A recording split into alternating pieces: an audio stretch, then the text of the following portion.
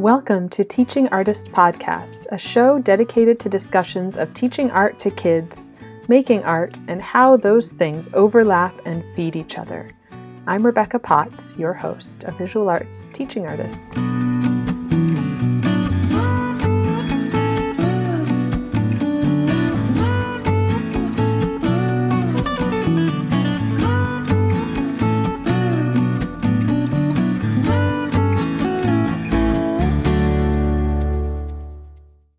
Hi, this week I am sharing a conversation with Mahoganëë Amigér from November. So we spoke about her teaching and her art making, and this is a little bit different from my usual conversations because Mahoganëë is actually a musician. So she runs an organization called Responsible Artistry that works in both music and visual art, as well as the culinary arts, which we get into a little bit. But her background is in music. So Mahoganëë talked about how she and her husband started Responsible Artistry with a studio in their closet where they help teens produce music. They have grown this organization tremendously, always working together as a team. I loved how she talked about home and food and sitting at the feet of the elders and listening and remembering. Her music is so moving. Go listen to it and buy her work. And I love that she allowed me to include a few clips of some of her songs. So in this episode, you will hear just a little peek at her music. I found this quote from Dr. Chike Akua talking about one of the songs that Andre, her husband, and Mahoganëë wrote. So Chike Akua said, "A week ago, my friends Andre and Mahoganëë, a soulful power couple, sent me 1619 and asked for my thoughts about it. I've yet to find adequate words to express its profundity and pride that 1619 has stirred inside me for a week straight. This is more than a song.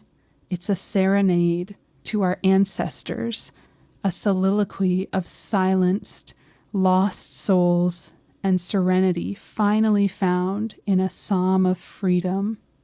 1619 is haunting, yet hopeful. Lyrically and sonically, the sound of black souls singing Ase."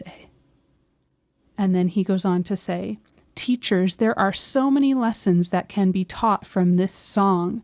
It speaks to the transitions that we've gone through as a people and how slavery interrupted our sovereignty.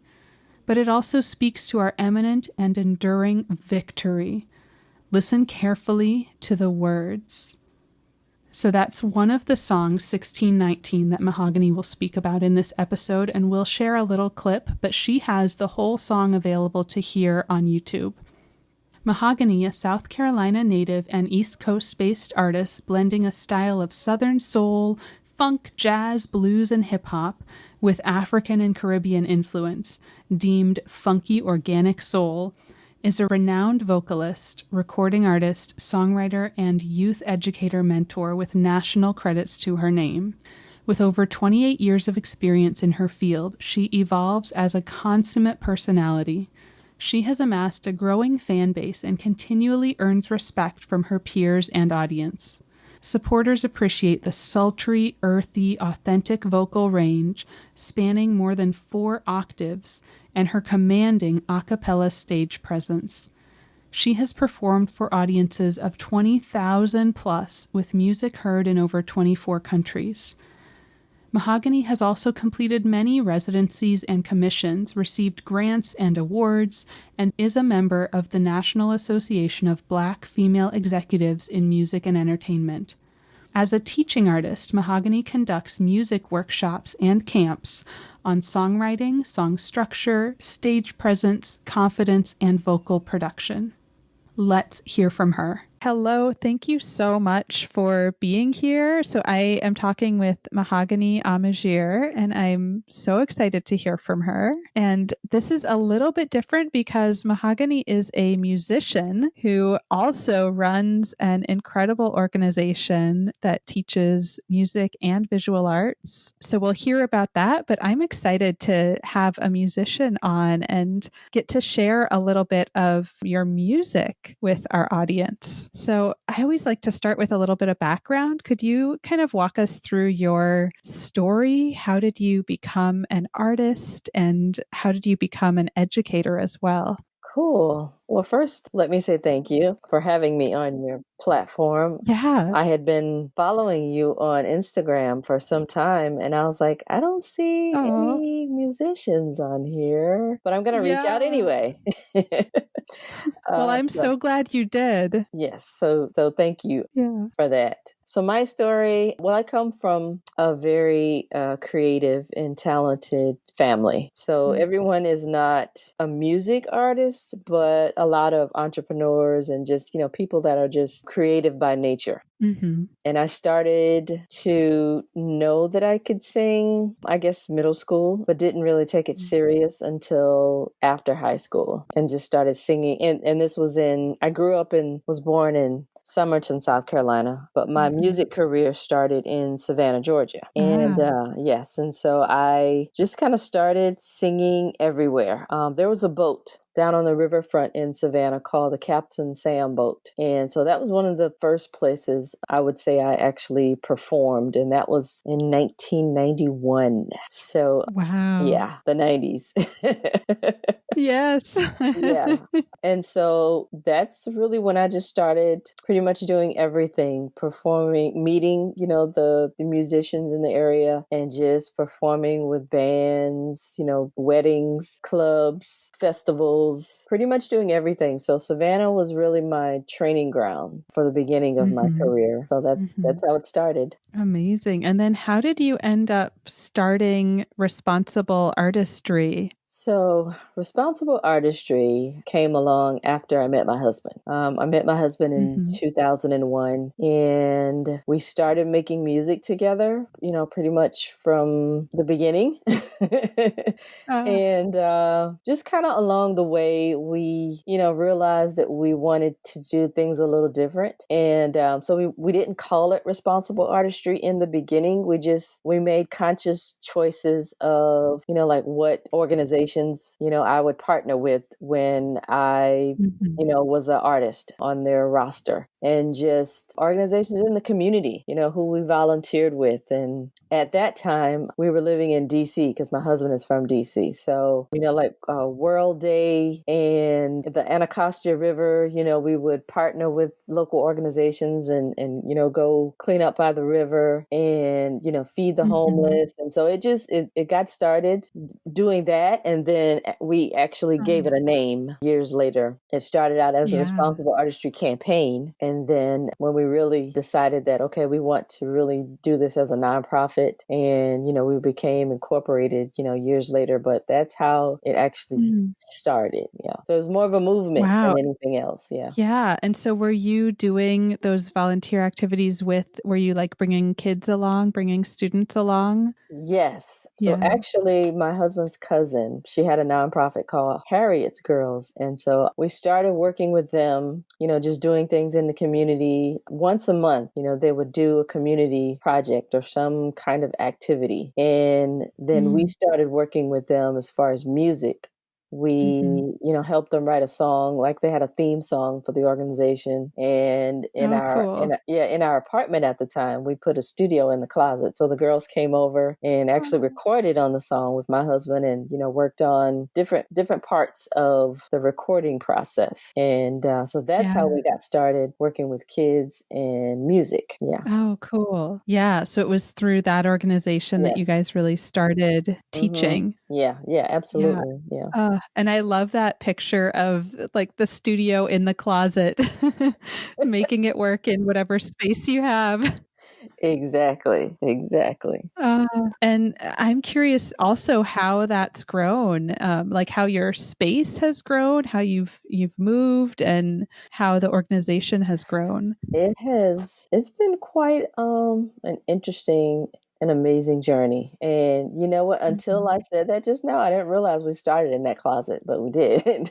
Oh, And it's amazing. yeah. And then once because we're in Beaufort, South Carolina now. Hmm. And so we actually became a nonprofit and incorporated in the state of South Carolina officially in 2017. And then we partnered, with local organizations. And, sometimes we would use their building, their space. And Hmm. we did that up until actually this year. The pandemic hit, and so we didn't. The campus had closed down because we were on a campus, the Hmm. Technical College of the Low Country. So the campus closed down. So we were kind of in limbo because it wasn't our building Yeah, or our space. right. So the opportunity came for us to have our own space in the midst of the pandemic in Ooh.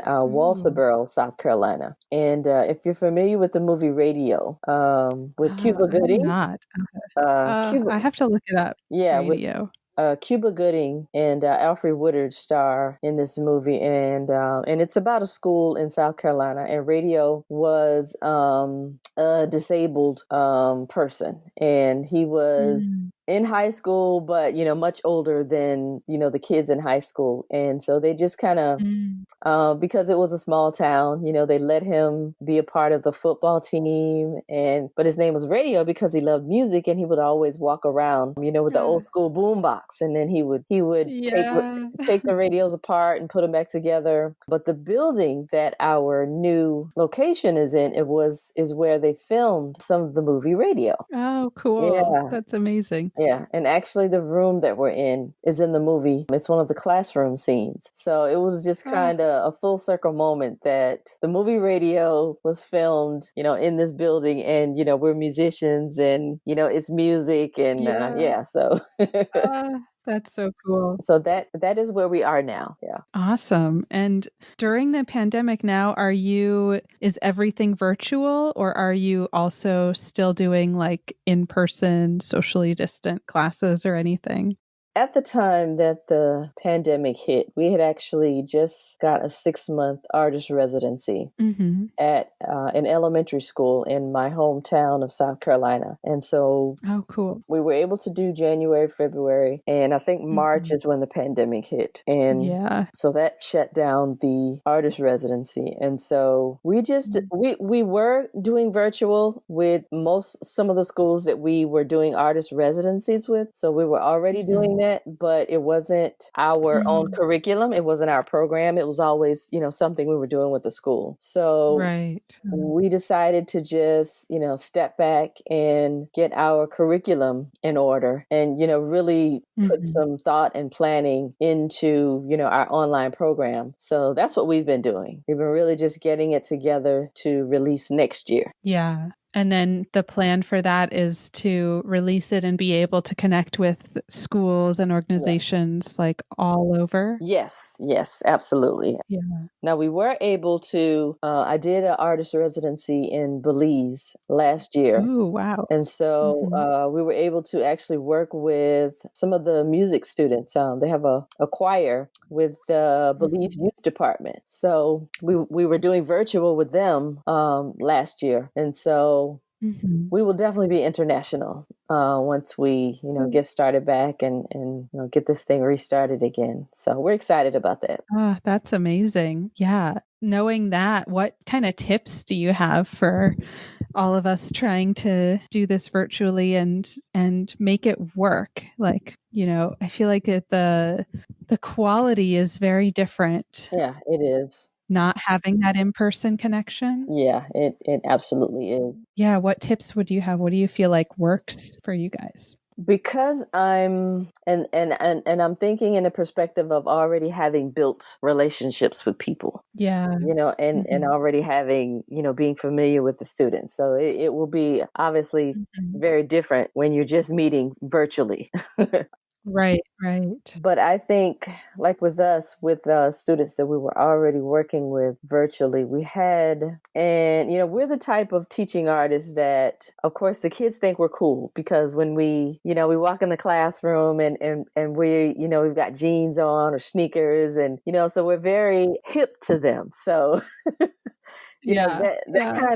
that kind of eases the tension, and it Mhm, leads to, and because it's music, it's an easy segue into having conversations with them, and also keeping their attention. And so mhm, for us, it has been pretty smooth, because music and the arts are what we do, and we're able to do it as artists and not as, how can I say this? Not as traditional teachers right, right. in the classroom. Meaning we have not gone to 4-year college or 8 years and gotten a degree to be a teacher. We've actually been Mhm, artists and just naturally transitioned into what we were doing, with these nonprofits and in our homes, in our closet, and yeah, and being invited into the classroom. And so it was a really natural transition. But I think also one of the key things is that we just absolutely love what we do. And mhm, also because we're a husband and wife team, where one is not proficient in something, the other one is. So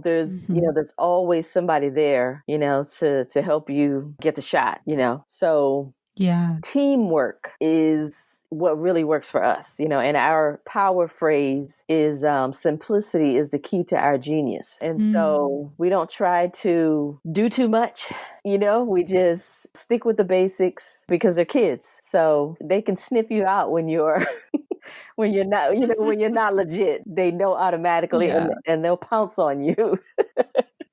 Oh, they totally know. Yes, exactly. And so, having that male and female dynamic really works Mhm. for us, because for my husband, all he has to do is say something one time, in that man voice, whereas I usually have to say something 3 or 4 times. So, Uh, you yeah, know, that yeah, challenge. yeah, it's a good yin and yang thing Oh, for us. yeah, and I love that simplicity, like, and kinda, you talked about sticking to what you do well, like, not trying to fake it. Yes, yes, Yeah, exactly, yeah, I exactly. know I've sometimes been pushed to be more, like, energetic or enthusiastic than I really naturally am. Like, I'm a Hmm. fairly soft-spoken, quiet teacher, and, that works. You Right, just right, stick to exactly. who you are. Yeah. Uh, Absolutely. and then in terms of, like, the visual arts, how do you incorporate that? And because a lot of our audience is made up of visual artists and Mhm. visual art teachers, I'm curious too about, like, tying those 2 together, incorporating music with visual art and visual art with music. Yes. So I'll give you an example of what we would do in our summer camp. Yeah. So, aside from actually having a visual artist come in the room and participate with them, on the days that it's just us musicians in there, what we've Mhm. done is there's a website, and I'm sure you're familiar with it. I think it's Teacher Paying Teachers, or Oh, yeah. yes. Yeah, And teachers so pay teachers. yes. Yeah. And so getting work from, the worksheets and stuff from those websites. And so I use them for, there's a Cuban African singer by the name of Celia Cruz. And I fell in love Mhm. with her journey when they put the special on Netflix. And so I was like, I absolutely would like to incorporate her into the classroom. And so what we did, we had the kids watch some of her videos. We had them listening to her music while we were just kind of going throughout the day. And when we decided to have them do an art project and actually color, because she wears these beautiful, glamorous gowns and, wigs and Mm. hats, and so she's very vibrant and colorful. So after they watched her Mhm. perform and got to see her in action, then we had them draw and color her in and talk about how the music made them feel. And if any of them were, familiar with Mhm. Spanish, we would have them, interpret it and tell us what she was saying. And so that's how we intertwine the visual with the music when we don't have the visual artist, in the room with us. And we would do the same thing with James Brown, or somebody else. It works very well. It keeps them entertained. Yeah. Yeah, and I love that connection to feelings. Like I do a lot of talking about the emotions or the mood that a color can create and a combination of colors, like what that does. So yeah, that makes a lot of sense to connect to music. Ooh. And would you be able to maybe describe your artistic work, like what your music is and what genre it falls into, or multiple genres? And it absolutely is multiple genres. And these last couple of years, coming back home to South Carolina, I've really been in a space where, because I'm back home, and you know how when you're a teenager and you graduate high school, most of us, the first thing we want to do is leave. Right? You immediately want to get away because you think that home is the worst place, is boring. And the full circle is when you get older and you realize that home is where the magic is most of the time. And you think about the elders and when you can sit at their feet and hear their stories, and you just realize all the things that you were listening to when you were younger, how the nostalgia of everything, and it makes it special, and you realize how important it really was. And so coming back home, I'm able to capture that in my music now. If you can understand that. And so most of the music has, it's been about home. It's been about family. It's been about my culture and the people and the food. And so it's really, I feel like I really came into myself, as an artist once I came back home. And so, so being able to write, as a songwriter, and that's one of the things I put on my vision board, that I wanted to be a songwriter, not just write songs, to release, but I literally want to do that as a profession. And so coming back home and getting that, authentic vibe of who I am and where I'm from, it's put me in the position to make that goal a reality, because I'm actually doing it. So I think that kind of describes me the best. I'm a recording artist who is really focusing on the songwriting, at this point. Yeah. So then would your goal be to write songs for other people? Yes. As well as songs that you sing? Absolutely. And one of my first projects, the Technical College of the Low Country, they asked us to write their alma mater. So that was pretty cool for a first time, writing for a college. And an alma mater is going to be there forever. Yeah, that's amazing. That's like a legacy. Exactly.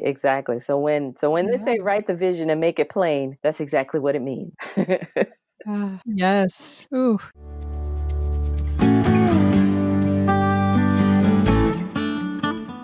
Thinking more about, like, I always ask visual artists about sort of the business side of art.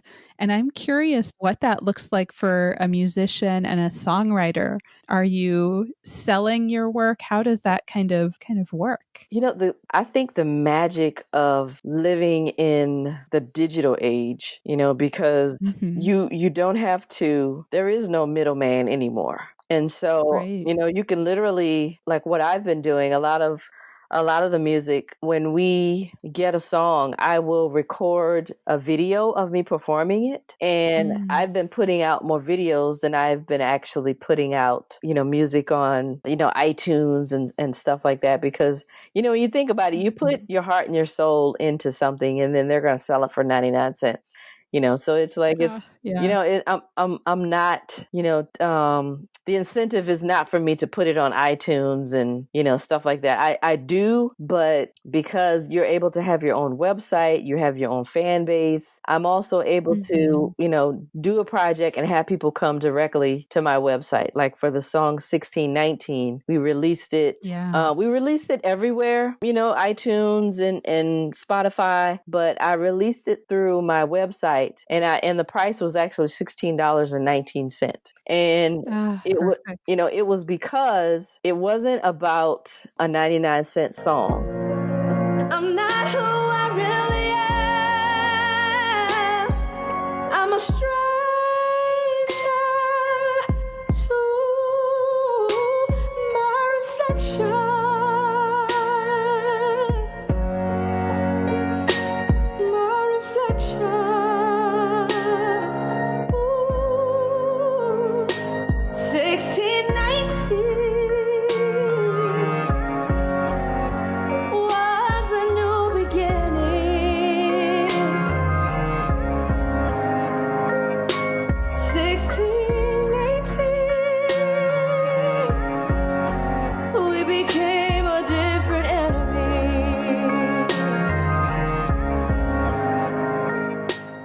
what 1619 means to the world, to American history, to Black history, African history. It was much more than that. And so when you have the ability to do that on your own website, on your own platform, and you can sell your merchandise, and also doing the workshops, and so you have the ability to really craft your own lane and your own life, as visual artists do. You sell your prints. I can sell my album artwork, which I normally create myself, on a t-shirt. Right. So we have so many options, in 2020. So yeah. And do you feel like then anything that you do put up on like iTunes or Spotify, that's almost more like marketing rather than it is a way to sell? I absolutely, that's absolutely exactly what it is. Just so that, because there's millions of people out there, somebody's going to find you, over in Brazil or somewhere, and then they're going to look for more music. And so it pays for itself, so to speak, because now that we're in a digital world, okay, now that they heard my music on iTunes, they're going to go to my website, and then they can pay for my live stream. Right. So yeah, absolutely. It's for marketing. Yeah. And what other kind of tips would you have around that? Around, you're talking about sort of putting yourself out there, but on your own website and selling sort of on your own. I know that feels sort of daunting for a lot of artists, like just setting it all up and then the marketing side of it. Do you have any tips around those things? I'm sure there's so much more out there than what even I know. But because I built my website in, I don't even remember. My MySpace was up. Right. Back in the day. Yes, exactly. And so I've been able to, get a small fan base because, the website has been out there for so long, and I've been able to, connect with people. Like everywhere I go, I used to give out my card with my website on it. Yeah. And things are so digital, you don't really have to do that anymore. You can just give somebody your social media handle. But the thing is, any artist, you have to be, what's a closed mouth doesn't get fed. So you have to be a people person, whether you want to be or not. Yes. Because you have to, and I don't like to really talk about myself, but, you got to do it at some point in some way or another. I don't even like to go live, but, and I don't as much as I should, but at least it's there for when when you're ready to go live and stuff like that. So it's so much we can use. Just find what's comfortable for you. And the one thing I realized was I can't do everything, because they were like, "Oh, are you on TikTok?" No. I don't have the energy for TikTok. Okay, I just I'm not on that one either. I couldn't handle it. No.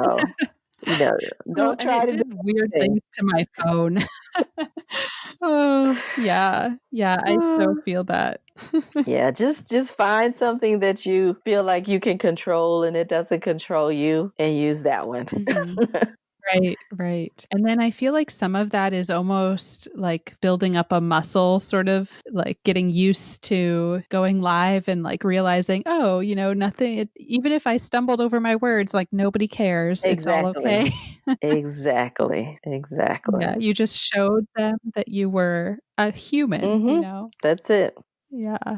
And then, and that word reminds me of a project I wanted to talk with you about and hear more about, the Black Humanities or Ties project. Yes. Yeah. That you guys are working on. Yeah. How do you say it? So it's the Black Humanities Project, and really focusing on the human aspect, of us, and we decided to do that project because, when COVID-19 hit and the world had to be still, and we saw what happened, to George Foreman, and we found out about Ahmaud Arbery months later, and Breonna Taylor, and just giving the kids, giving the parents, giving the community a space where they can just talk about how that makes them feel, how that made them feel, how, having to have a hybrid classroom or virtual, and, just how they're dealing with all of this stuff, because we're all dealing with some kind of trauma. And we were searching for a way where my husband and I, where,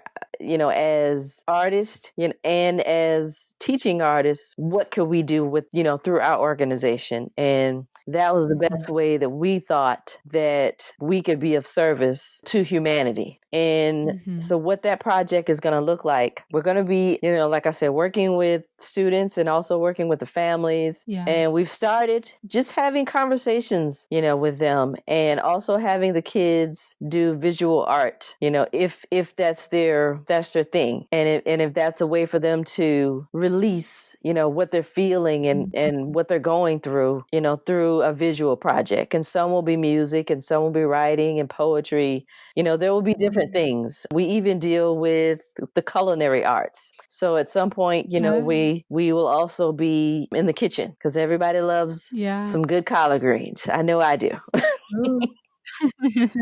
And food is such a connection. Yes, exactly. And that's another thing that we deal with in our summer camp, is the culinary arts, because my husband is a 3-time stroke survivor. So our food intake, had to change drastically. And so he's vegan. I'm vegetarian. He's vegan. And so when we have camp, we have rules and regulations about what the kids will be eating while they're at our camp. And, also having a chef come in and, make little easy vegan dishes and vegetarian stuff that they could actually do at home. And the kids really enjoyed it. So yeah, just doing a little bit of making it a lifestyle, and instead of, just talking about it as if it can't be a real thing. And getting them to understand that if they can start while they're young and continue and just have a healthier lifestyle by starting, at a young age. Yeah. And seeing that it can still be delicious. Yes, exactly. Yeah. Exactly. Yeah. And I, kind of coming back to the Black Humanities Project, I pronounced it, I was like reading it, and I love that there's the word tie in there is also like, I feel like you're tying things together, you're making connections. Yes, absolutely. So that human is emphasized, but so is this like connection. Yeah, you're right. Absolutely.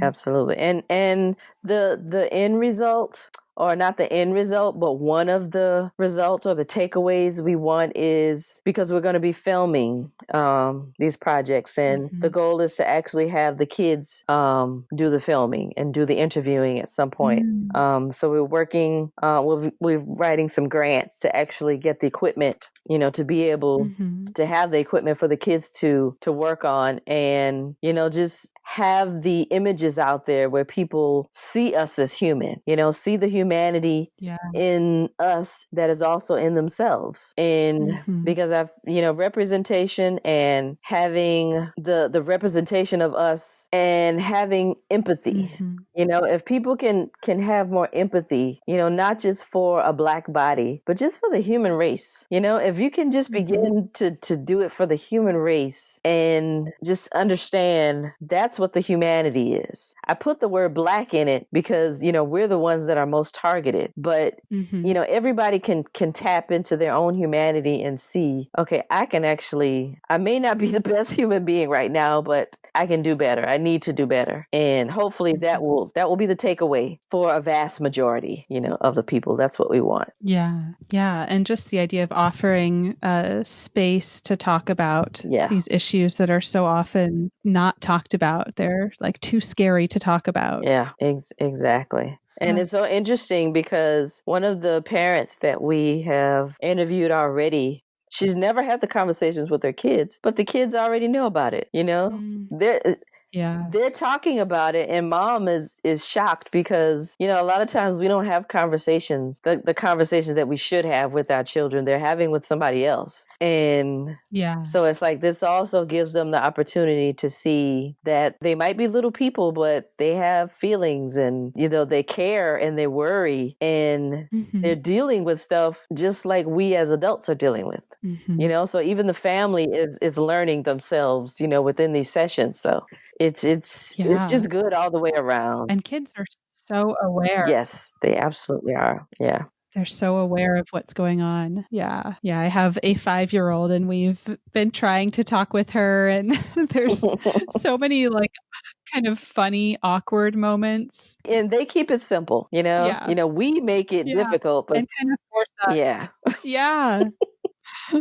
And I feel like those conversations with kids also help us bring it back. Oh yeah, you're right. It makes no sense.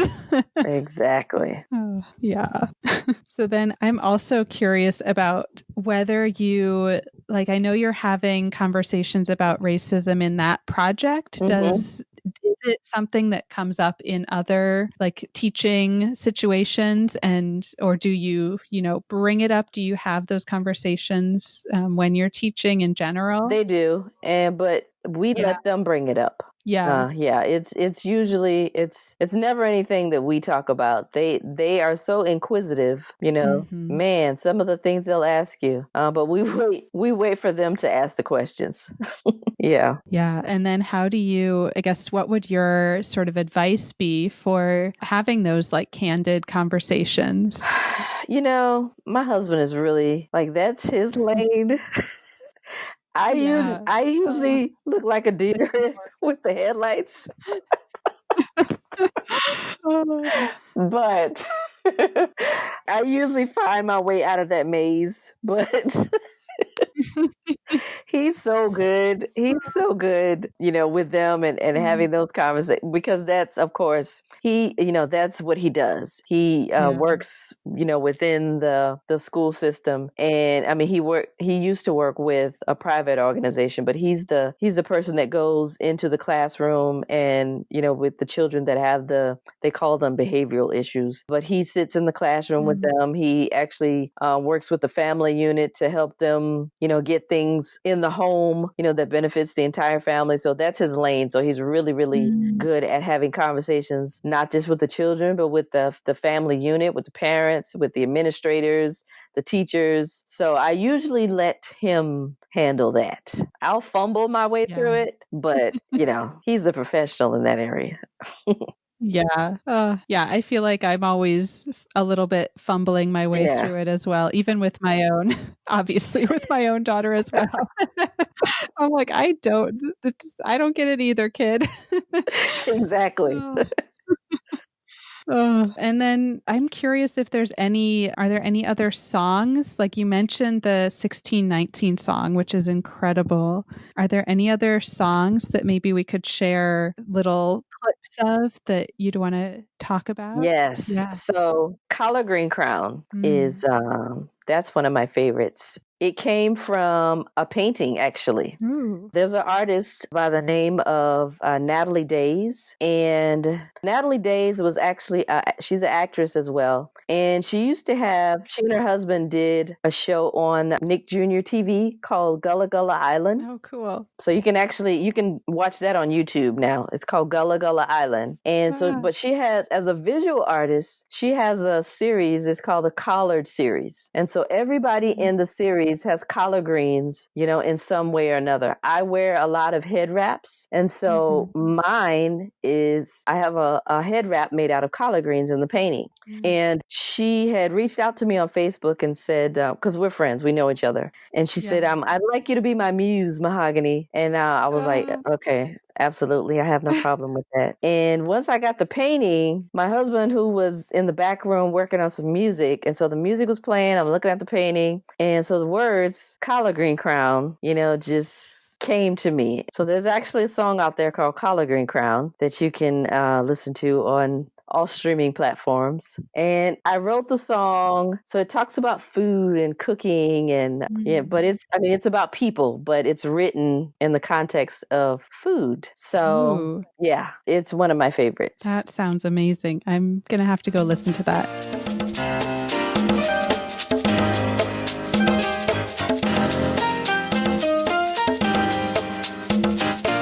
Nobody can replace you and all the things you do. I wear you so proudly because you brought me through my collard green crown, collard green crown, collard green crown, collard green crown. Your colorful laughter is food to my soul. Your essence is so necessary for me to grow. You're the main ingredient for the recipe of life. You sprinkle all your magic. And then I love how that also ties back to what you were talking about with the teaching about food, teaching the culinary arts, and Yes. just how food can be such a connector. Exactly. And usually we'll have that painting in the classroom and the kids love it. And so, that starts a conversation and, we can talk about food and family and being around the kitchen table. And it leads in a whole lot of cool, directions. And so that's another way of tying in the visual art as well. Yeah. Yeah. That's amazing. And just to share your experience too of being inspired by that painting. Yeah. And then the students can see that connection. Yeah, exactly. Oh, amazing. Are there any other songs you would want to share? Well, you know what? We're working on some new music now that I'm not even going to say a date, but we're working on it. Awesome. It's like always stuff in the works. Yes. But on my website, there are several videos of, live performances of songs that you can check out. So, yeah. Collard Green Crown, it's actually, when you go to my website, you can actually listen to it on the website. Yeah. And purchase it. Oh, awesome. And download it. Yeah. All right. So I will link to everything. I have a few sort of like just fun, get to know you questions. Okay. So one really big, broad question. What are you curious about right now? What am I curious about right now? Like, when can we travel the world again as tourists? Can we have that happen like soon? I'm ready to go back to Cuba, Belize or somewhere, so it's like, can we fix that, please? And thank you. Right. Get this vaccine working and get it out. Yeah. Okay. Another fun one that I feel like you'll have a lot to share about food. So what's your sort of go-to meal? So I have something new that I'm ready to try again. And being vegan and vegetarian, we love, vegetable stir fries and also spinach wraps. But so I saw this recipe a week or so ago, and it was cabbage steaks. Ooh. Right? So you take the cabbage and you cut it in like, little 1-inch pieces, and you season it with whatever your spices are. And, if you cut up a cabbage, you'll get like 6 slices out of it. But I did a purple cabbage, and it not only was it just beautiful because it's purple, there's the artist in me, but it was, oh my God, it was so delicious. And then we did a stir fry with some of the purple cabbage and, the bell peppers and onions. And it was also beautiful because it had all these vibrant colors in it. Yeah. I want to do that again soon because it was just nice to look at, but it was just really, really good. That might be my new thing. Yeah, do that and then share some photos. I do. I have some on my Instagram page. Oh, I have to go look. Yeah.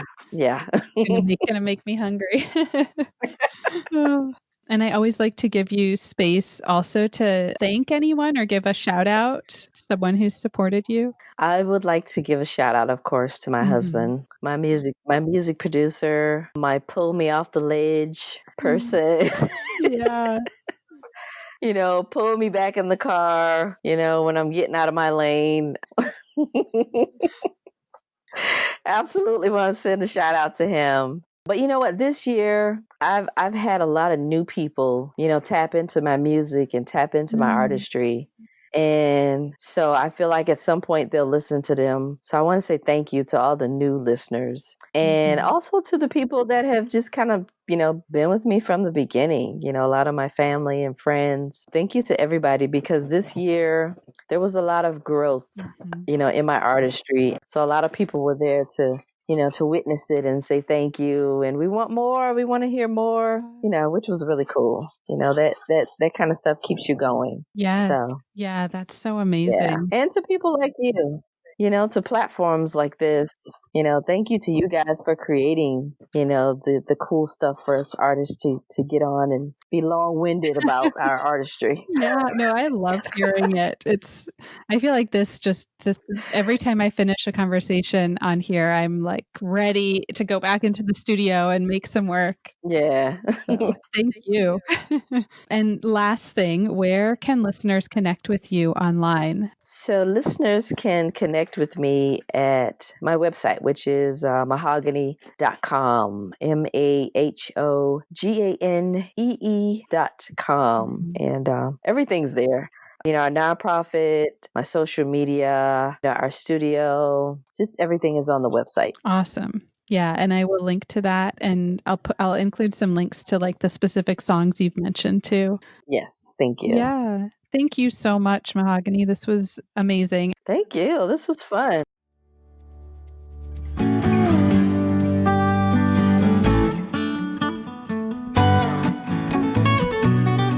Thank you so much for listening. As always, you can reach me at Teaching Artist Podcast on Instagram or teachingartistpodcast@gmail.com. Who do you want to hear from? Please share your recommendations of teaching artists. And if you loved this episode, please subscribe, leave a review wherever you listen to podcasts, and follow me.